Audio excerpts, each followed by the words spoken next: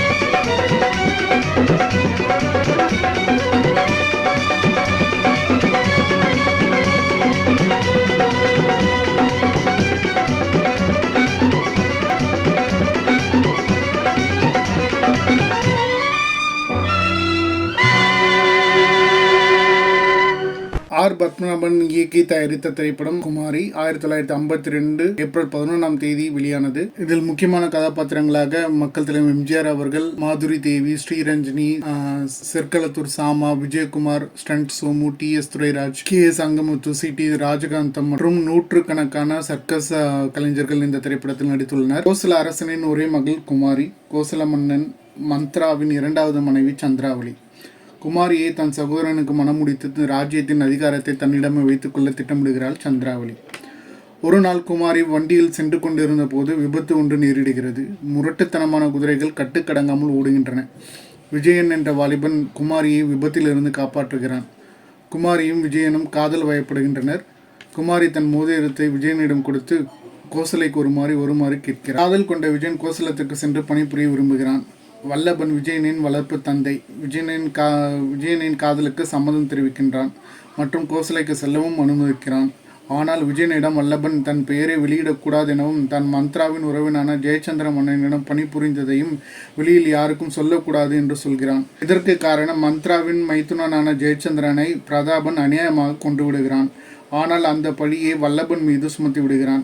இதனால் தன் தங்கையின் கணவனை கொன்ற வல்லபனை தேடி கொலை செய்ய வேண்டும் என்று காத்து கொண்டிருக்கிறான் கோசல மன்னன் மந்த்ரா. விஜயன் கோசலைக்கு செல்கிறான். அங்கு மந்த்ராவின் மெய்காப்பாளராக நியமிக்கப்படுகின்றான். குமாரிக்கும் விஜயனுக்கும் உள்ள காதல் மென்மேலும் வளர்கிறது. இவர்களது காதலை அறிந்த சந்திராவளி இவரது காதலை பிரிப்பதற்கு சதி செய்கிறாள். ஒரு நாள் இரவு குமாரி விஜயனுக்கு தன்னை சந்திக்குமாறு செய்தி ஒன்றை அனுப்புகிறார். குமரியை சந்திக்க சென்ற விஜயன் தவறுதலாக சந்திராவளியின் அறைக்கு சென்று விடுகிறான். வயோதிக அரசனின் மணந்திருந்ததால் வாலிபனான விஜயன் மீது காதல் மொழி பேசுகிறாள் சந்திராவளி. அதனால் கோபம் கொண்ட விஜயன் அவளை கீழே தள்ளிவிடுகிறான்.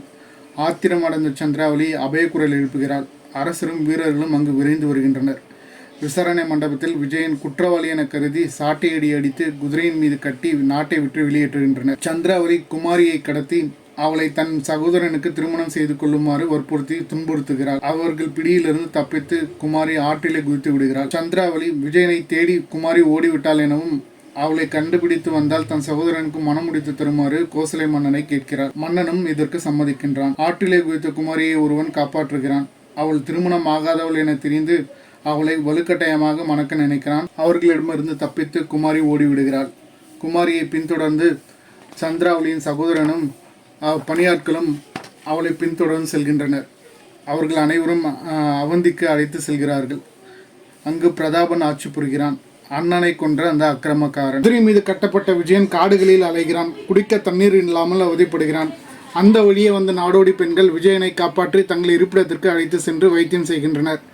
நாடோடி பெண்ணின் தாயார் ஒருத்தி விஜயனின் கைரேகையை பார்த்து அவன் ஒரு அரச குமாரன் எனவும் அரசன் ஆவான் எனவும் சொல்கிறாள். விஜயன் தன் வளர்ப்பு தந்தையான வல்லபனை சந்திக்கின்றான். கோசல மன்னன் வல்லபனை கொலைகாரன் என்று சொன்னதை நம்பி தந்தையின் மீது ஆத்திரம் கொள்கிறான் விஜய். வல்லபன் தான் கொலை செய்யவில்லை எனவும் ஜெயச்சந்திர மன்னனை கொன்றது அவனது சகோதரன் பிரதாபன் எனவும் கூறுகிறான். மற்றும் விஜயன் ஜெயச்சந்திரனின் மகன் என்றும் அவனை பிரதாபனிடமிருந்து காப்பாற்றி வளர்த்து வந்ததையும் கூறுகிறான். உண்மை உணர்ந்த விஜயன் பிரதாபனை பழிக்கு பழி வாங்க தீர்மானிக்கின்றான். குமாரி அவந்தியில் இருப்பதை அறிந்த கோசலை மன்னன் அவந்திக்கு செல்கிறான். பிரதாபனின் அரண்மனையில் நாடகம் ஒன்று அரங்கேறுகிறது. பிரதாபன் தன் சகோதரன் ஜெயச்சந்திரனை எவ்வாறு கொன்றான் மற்றும் ஜெயச்சந்திரனின் குழந்தை விஜயன் என்ன ஆனது என்பதை விளக்கும் நாடகமாக அமைந்தது. இதை மாறுவிடத்தில் அரங்கேற்றியவர்கள் விஜயனும் வல்லபனும். பிரதாபன் கோபம் கொள்கிறான். வல்லபன் மாறுவிடத்தை கலைத்து உண்மையை விவரிக்கின்றான் கோசல மன்னனிடம்.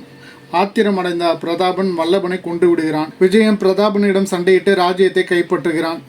கோசல மன்னன் தன் தங்கையின் மைந்தன் விஜயன் என்று தெரிந்து ஆனந்தம் கொள்கிறான். தன் தவறை உணர்ந்த சந்திராவளி குமரியை விஜயனுக்கு திருமணம் செய்து வைக்கிறாள். இந்த திரைப்படம் மக்கள் திலகம் எம்ஜிஆர் அவர்கள் கதாநாயகன் நடித்த 8வது திரைப்படம்.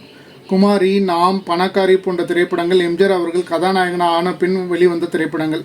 ஆனால் இந்த திரைப்படங்கள் நெகட்டிவ் என்ன ஆனது, இந்த திரைப்படங்கள் தற்போதைய நிலை என்ன என்பது தெரியவில்லை. திரைப்படங்களின் காணொலி கிடைக்காமல் போனது என்னை போன்ற எம்ஜிஆர் ரசிகர்களுக்கு பெரிய ஏமாற்றமே. இன்னைக்கு இருக்க ஜென்ரேஷன் இந்த திரைப்படத்தை பார்த்துருக்க வாய்ப்பில்லை. ஸோ இந்த திரைக்கதை, இந்த திரைப்படம் உங்களுக்கு பிடிச்சிருந்ததுன்னா லைக் பண்ணுங்கள், சப்ஸ்கிரைப் பண்ணுங்கள், கமெண்ட் பண்ணுங்கள். அண்ட் தேங்க்ஸ் ஃபார் வாட்சிங் திஸ் வீடியோ.